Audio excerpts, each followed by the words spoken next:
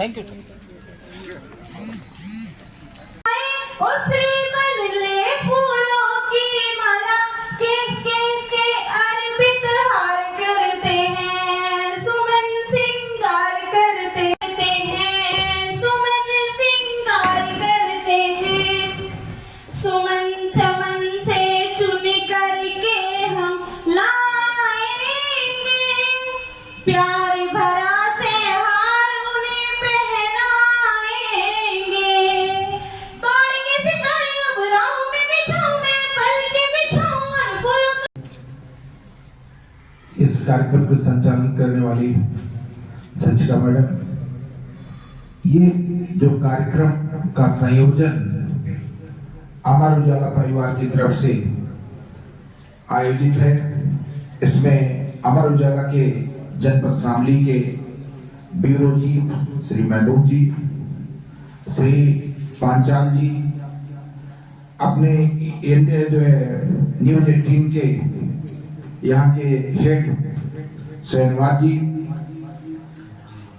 और बिंदु मलिक जी, सभी सम्मानित इस विद्यालय की छात्राएं, समस्त विद्यालय परिवार, आप सभी जानते हैं कि आज की तिथि में सबसे अधिक चैलेंज साइबर क्राइम से।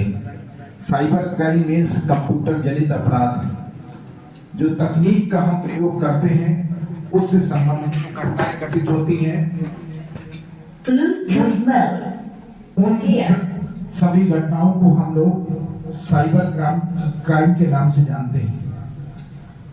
पहले साइबर क्राइम शब्द ही नहीं था, लेकिन जब से हम लोग तकनीक का उपयोग अपने जीवन में करने लगे, तभी से ये शब्द हम लोगों के बीच में आया।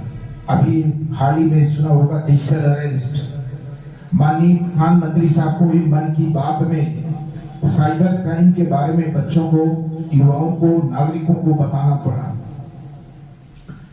डिजिटल अरेस्ट कहीं से भी नहीं होता, लेकिन जब आप जो है अपने मोबाइल फोन का वीडियो कॉल का प्रयोग करते हैं और उधर से किसी ने मिलाया और आप उससे कोई बातचीत किया और आपकी फोटो कैप्चर कर लिया, कुछ आपके बारे में उन्होंने तमाम तरह की स्टोरी गढ़ लिया और इसके बाद आपको डराना शुरू कर दिया और फिर आपको कहा कि आप कैमरे के सामने ही 12 घंटे 14 घंटे रहेंगे।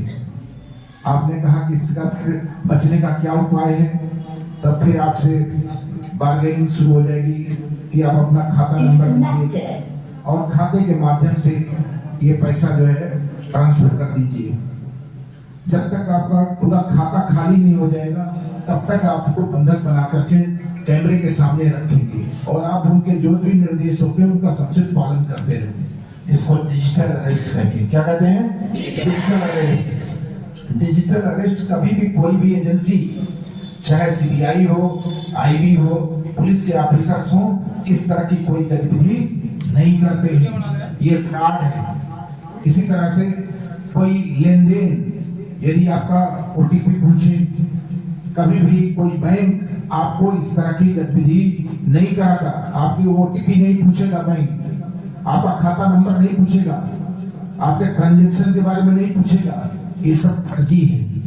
इसी तरह से किसी ने कोई लिंक भेज दिया और आपसे कहा इसको सब्सक्राइब कर लीजिए, आपने कर लिया, आपके जो मोबाइल फोन की तमाम सारी जानकारियां हैं, डाटा है, वो सब के सब वहां ट्रांसफर हो गया और वो फिर आपको तरह तरह से आपके साथ जो है गलत गतिविधियां करना शुरू कर देगा, खाते से भी फ्रॉड कर लेगा।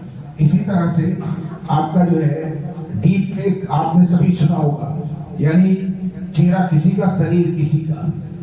ये भी जो एआई है, आर्टिफिशियल इंटेलिजेंस है, उसके माध्यम से हम किसी का भी चेहरा और किसी का भी शरीर एक दूसरे में जोड़ सकते हैं, बना सकते हैं और वो वैसे ही नजर आएगा। आपने देखा होगा। तो आर्टिफिशियल इंटेलिजेंस आज सबसे अधिक जो बच्चे जा रहे हैं इंजीनियरिंग के क्षेत्र में, वो सबसे पहले एआई ऑप्ट करते हैं। आईआईटी में यदि बच्चा जाना चाहता है तो सबसे पहले एआई, आर्टिफिशियल इंटेलिजेंस का, फिर कंप्यूटर साइंस में, यानी एआई का सबसे अधिक ये युग है। आर्टिफिशियल इंटेलिजेंस का, तो इसको भी ध्यान में रखना, डीप फेक के बारे में ये भी ध्यान में रखना है।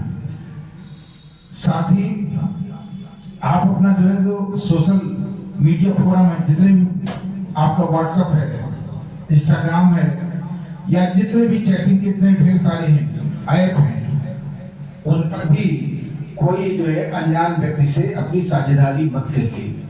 कभी भी अनजान व्यक्ति से साझेदारी नहीं करना चाहिए। जिनको आप अच्छे से भली भांति से जानते हैं उन्हीं के साथ साझेदारी करिए। अननोन व्यक्ति से कभी नहीं जो चैटिंग करना चाहिए। तमाम तरह की चैटिंग करते करते तो लोग शादी तक प्रस्ताव आ जाता है, विदेश से बच्चा आ जाता है, विदेश से लड़की यहाँ आ जाती है, यहाँ की लड़की वहां चली जाती है, कितना बड़ा फ्रॉड होता है। इसलिए इससे भी बचने का प्रयास करना चाहिए। अननोन व्यक्ति से कभी भी चैटिंग मत करिए, इसका भी ध्यान में रखना है। खाते के संबंध में और सोशल मीडिया के बारे में, साइबर क्राइम के बारे में, डिजिटल अरेस्ट के बारे में, डीप फेक के बारे में, ये मैंने आपको बातें संक्षेप में बताई। तो ये सारी छोटी छोटी बिंदु हैं। और कोई लिंक मैंने कहा कि सब्सक्राइब नहीं करना है, तो जो छोटे छोटे बिंदु हैं इनका निश्चित रूप से यदि हम पालन करेंगे तो साइबर क्राइम की ठगी के शिकार नहीं होंगे। किसके शिकार नहीं होंगे? साइबर क्राइम का। तो निश्चित रूप से पूर्ण बचने का प्रयास करना चाहिए और कभी भी कोई भी अपनी जानकारी अननोन व्यक्ति को शेयर नहीं करना चाहिए।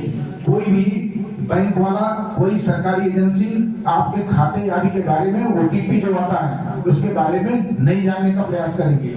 और इसी तरह से आप अपना आधार कार्ड वगैरह का नंबर है, खाता नंबर है, तमाम जरा खाने पीने की चीज करते हैं, लेन देन करते हैं, तो वहाँ जो भी पर्ची मिले उसको नष्ट कर देना चाहिए। ऐसे कूड़ेदान में फेंक नहीं देना चाहिए। कभी भी कोई अननोन व्यक्ति के हाथ में पड़ जाए तो उसमें से सारी जानकारी आ जाती है, सारी जानकारी। जैसे हमारे दीवान जी का पीएनओ नंबर यहाँ लिखा है, उस पीएनओ नंबर को कोई सब्सक्राइब, इनके बारे में सारी जानकारी हो जाएगी। तो ये आप जानिए, तो आपके बारे में भी सारी जानकारियां शेयर हो सकती हैं, इसलिए बहुत सावधानी बरतनी है।